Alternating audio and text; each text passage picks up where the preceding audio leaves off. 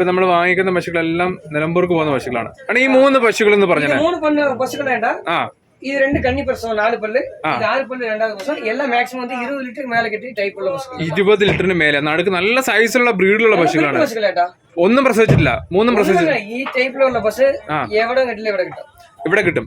Selection പണി എടുക്കാം. Selection പണി എടുക്കാം. ഇവിടെ 1000 ബസ്സുകൾ വരും. നമുക്ക് ഏത് ബസ് സെലക്ഷൻ പണി മേടിക്കാം. 1000 സെലക്ഷൻ പണി എടുക്കാം. ഇപ്പൊ ഏകദേശം പ്രൈസ് റേഞ്ചും പാൽ കപ്പാസിറ്റി ഒരു റേഞ്ച് വേണ്ട.